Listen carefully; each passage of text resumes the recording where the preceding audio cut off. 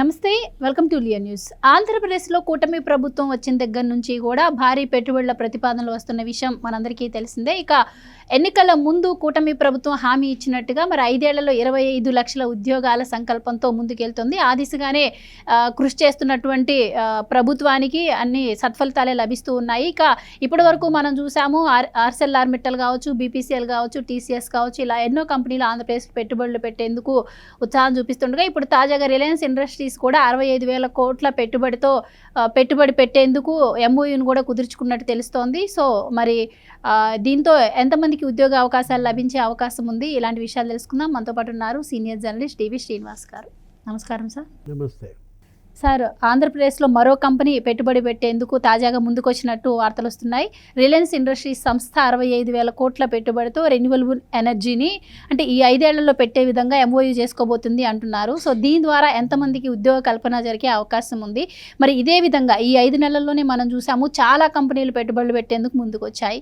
So ఇదే విధంగా ముందుకెళ్తే ఈ 5 ఏళ్లలో 20 లక్షల ఉద్యోగాల సంకల్పం నెరవేరే అవకాశం ఉంటుందంటారా? ఏం చెప్తారు? ఇదొక శుభవార్త.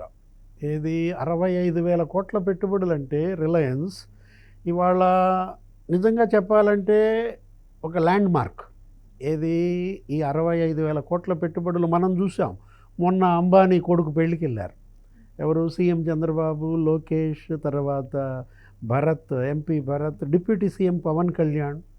అక్కడ జరిగినటువంటి చర్చలు కానీ ఇప్పుడు అనంత్ అంబానీ, ముఖేష్ అంబానీ, ఇవాళ ఇదొక బ్రాండ్ ఇమేజ్. చంద్రబాబు అనేది ఇవాళ ఆయన ఫేస్ వాల్యూ. ఎప్పుడైతే ఆయన ముఖ్యమంత్రి అయ్యాడో రీబిల్డ్ ఏపీ. ఎందుకంటే 5 ఏళ్ళు జగన్మోహన్ రెడ్డి ఇవాళ ఆంధ్రప్రదేశ్ని హెవెన్ ఆఫ్ క్రిమినల్స్గా మార్చాడు, నేరగాళ్ల స్వర్గంగా చేశాడు. ఇప్పుడు పెట్టుబడుల స్వర్గంగా చేస్తున్నారు. ఏది? Haven of investments.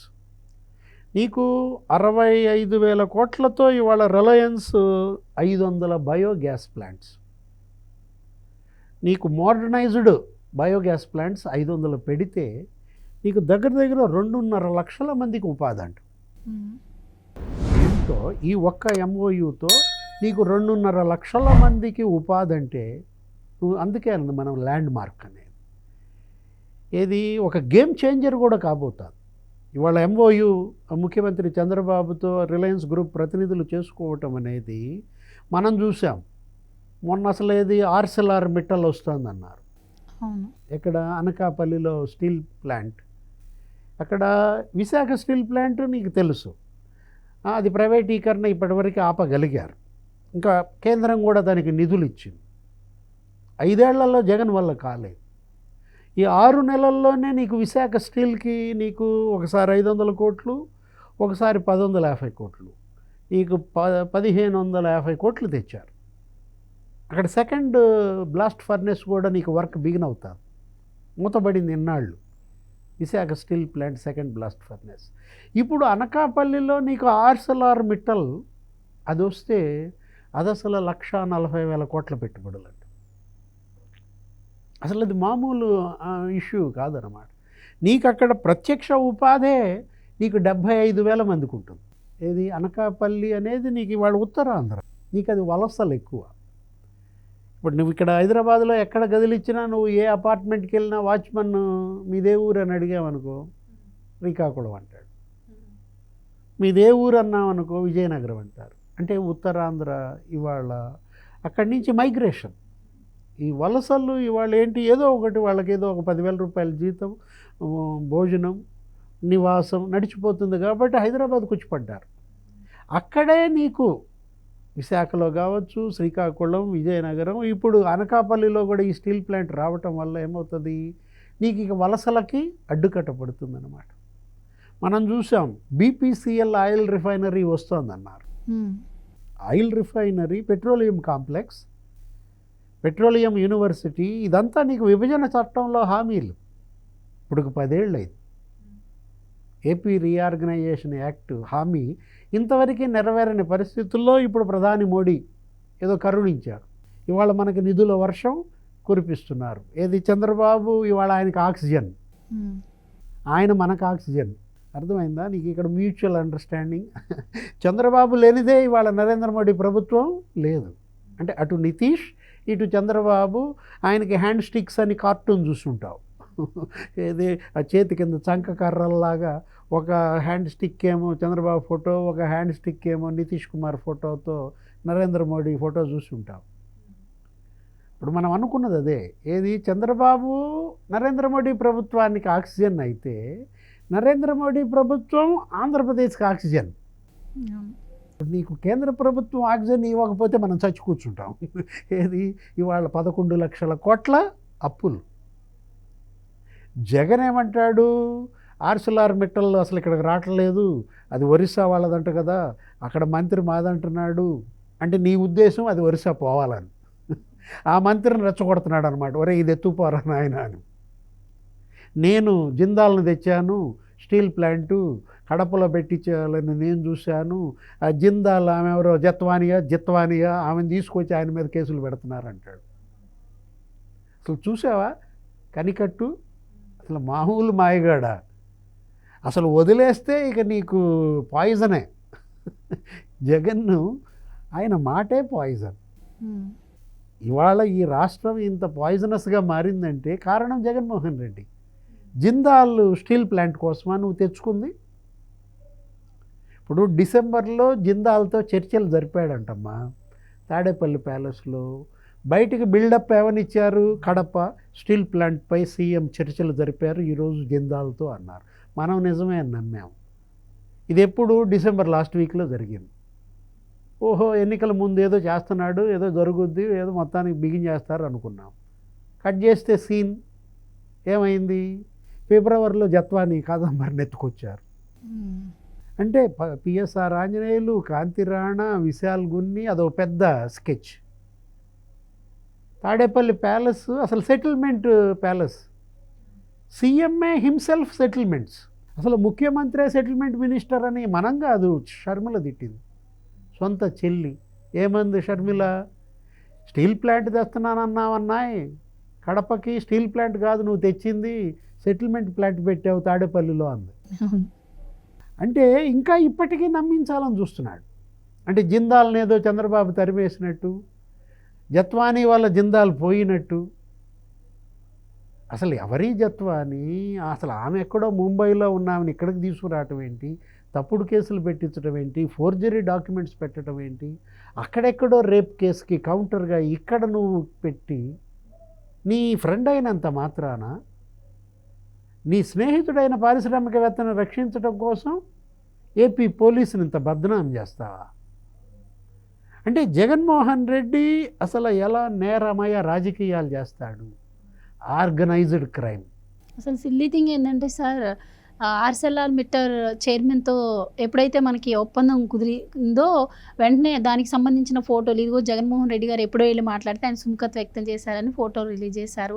టీసీఎస్ గురించి వచ్చేసి గుడివాడ అమర్నాథ్ గారు వచ్చి ఇది గతంలోనే వస్తానంది అని చెప్పి. సో ఇలా ఏదైనా మొన్న సీ ప్లేన్ గురించి కూడా చంద్రబాబు గారు కొత్తగా తెచ్చింది ఏముంది, ఎప్పుడో 114 ఏళ్ల క్రితమే ఉండింది, గుజరాత్ అలాంటి రాష్ట్రాల్లో ఇప్పటికీ నడుస్తుందని చెప్పి జగన్మోహన్ రెడ్డి గారు మాట్లాడటం జరిగింది. అండ్ వచ్చే కంపెనీలన్నింటినీ కూడా ఇక్కడ శాంతి భద్రతలకు విఘాతం కలుగుతుంది, శాంతి భద్రతలు లేవు, మీ ఎంప్లాయీస్కి రక్షణ లేదని చెప్పి పంపించేస్తున్నారు. అండ్ నిన్న చంద్రబాబు గారు టాస్క్ ఫోర్స్ చైర్మన్ నటరాజన్ చంద్రశేఖర్తో కూడా మాట్లాడి టాటా గ్రూప్స్ వాళ్ళు కూడా పెట్టుబడులు పెడుతున్నారు అంటున్నారు. సో ఇంత అభివృద్ధి జరుగుతుంటే వాటిని పంపించే ప్రయత్నం చేయొచ్చు, జరిగిన అభివృద్ధిని కించపరిచే విధంగా మాట్లాడుతున్నారు. ఎలా చూడొచ్చు అంటారు? నిన్న వికసిత ఆంధ్రప్రదేశ్ ఇది విజన్ 2047 నిన్న నటరాజన్ చంద్రశేఖరన్, ఆ తర్వాత టీవీఎస్, ఆ తర్వాత జిఎంఆర్ గ్రంథి మల్లికార్జునరావు, వీళ్ళందరితో నిన్న భేటీ, పారిశ్రామిక దిగ్గజాలందరూ వచ్చి సీఎంని కలిశారు. మరి గతంలో జగన్ అలా కలిశారా? ఇప్పుడు ఆర్సిలార్ మిట్టల్ మరి నువ్వు మాట్లాడావు, నువ్వే తెచ్చావు అన్నప్పుడు మరి ఒరిస్సా ఎందుకంటున్నా మళ్ళా? అంటే వస్తే నువ్వు పాత రికార్డు తీస్తావా, పోతే చంద్రబాబు పోగొట్టాడంట. ఏ విధంగా జగన్మోహన్ రెడ్డి అంటే ఏంటంటే నమ్మించాలని చూడండి. అంటే ఇంకొక నెక్స్ట్ మీరు మమ్మల్ని గెలిపిస్తే అవన్నీ వచ్చేవి ఇప్పటికీ. అంటే అతను క్రెడిబిలిటీ కోల్పోయాడు. తను పోగొట్టుకున్న పరపతి పెంచుకునే ప్రయత్నం చేయకుండా ఇంకా అవాస్ పాలవుతూ అతను ఒక జోకర్గా మారాడనమాట. ఇప్పుడు అతనే తప్పుడు మెయిల్స్ పంపుతాడు, అతనే ప్రపంచ బ్యాంకుకి అమరావతికి లోన్ ఇవ్వద్దని చెప్తాడు, అతనే యూట్యూబ్ అకాడమీ వాడికి నీల్ మోహన్ లేకపోతే గూగుల్ హెడ్కి మీరు ఇక్కడ పెట్టబాకండి, యూట్యూబ్ అకాడమీ హైదరాబాద్లో పెట్టుకోండి అంటారు. జగన్మోహన్ రెడ్డి ఇవాళ ఆంధ్రప్రదేశ్కి ఒక అడ్డంకి, ఒక హర్డిల్గా మారాడు. ఇది ఆంధ్రప్రదేశ్ అభివృద్ధిని ఏ విధంగా మోకాలు అడ్డాలి అనే ఒకే ఒక సింగిల్ పాయింట్ అజెండాతో శాంతి భద్రతల సమస్య సృష్టిస్తున్నాడు. లేని లా అండ్ ఆర్డర్ ప్రాబ్లమ్ని క్రియేట్ చేసి దాన్ని భూతద్దంలో చూపించి ఇక్కడికి పెట్టుబడులు రాకుండా చేసే కుట్ర. ఇప్పుడు ఇవాళ చూస్తున్నాం ఈ సోషల్ సైకోలు ఎవరు, వర్ర రవీంద్రారెడ్డో, ఇంటూరి రవికిరణో, లేకపోతే వీళ్ళందరూ కూడా కల్నం హరికృష్ణారెడ్డి, వీళ్ళు పెట్టిన పోస్టుల పైన నీకు పోలీసు ఇవాళ కేసులు పెడుతుంటే గగ్గోలు ఎత్తిపోయి ఇదేంటి, ఇది పోలీస్ బయాస్డ్గా వ్యవహరిస్తోంది. బయాస్డ్ కాదు, కొట్టి ఒప్పించారు, వాళ్ళు అడిగే ప్రశ్నలకు వర్రా ఎస్ అనే వరకు హింసించారని చెప్పి ప్రచారం చేస్తున్నారు. తెలుగుదేశం తొత్తులుగా పోలీస్ పనిచేస్తోందని చెప్పి అతనే అంటాడు. ఎవరా, ఇంటూరి రవికిరణ్. ఇప్పుడు నిజంగా అది నిజమైతే అతను అనగలిగేవాడా? రఘురామ కృష్ణరాజుని ఆ రోజు కిడ్నాప్ చేసి తీసుకొచ్చారు. గుంటూరు సిఐడి కార్యాలయంలో ఆయన చిత్రహింసలు పెట్టారు. నీకు కాళ్ళు కీళ్ళు ఇరగొట్టారు, బొబ్బలెక్కిపోయాయి. ఆయన ఒక్క మాట అన్నాడా? ఆయన కోర్టులో ప్రొడ్యూస్ చేశారు, ఆయన హాస్పిటల్లో పెట్టారు, ఆయన మనం చూసాం వీడియోల్లో. ఎప్పుడన్నా ఇక్కడ వైసీపీ తొత్తులుగా ఏపీ పోలీస్ మారిందన్నాడా? ఎందుకంటే గాయపడ్డవాడు, బాధితుడు, ఆవేదన. ఒక ఎంపీ ఇవాళ ఈ ఎంటూరి రవికిరణ్, ఈ రౌడీ షీటర్ వర్రా రవీంద్రారెడ్డి, ఈ రౌడీ షీటర్ బోరగడ్డ అనిల్, వీళ్ళేంటి చెలరేగిపోతున్నారు, పోలీసుని తిడుతున్నారు. దీనిపైన కేసులు పెట్టాలి అసలు ముందు. ఈరోజు ఈ ప్రభుత్వం చంద్రబాబు ఎంతమంది పెట్టుబడులు తీసుకొచ్చినా, పారిశ్రామికవేత్తలను కలిసినా అభివృద్ధి అంతా ఒక ఎత్తు, ఈ అరాచక శక్తుల్ని అణిచివేత మరో ఎత్తు. అరాచక శక్తుల్ని అణిచేయకుండా నువ్వు అభివృద్ధి ఎంత చేసినా అది మన్నే. వాళ్ళు కూలగొట్టేస్తారు, నువ్వు కట్టుబడి కడతావు, నువ్వు ఇటుక బేరుస్తావు, వాళ్ళు కూలగొడతారు. అంటే ముందు కూలగొట్టే వాళ్ళని కంట్రోల్ చేయండి, మీరు అభివృద్ధిని నడపండి. ఇవి రెండు సమాంతరంగా జరగాలి. ఇది రెండు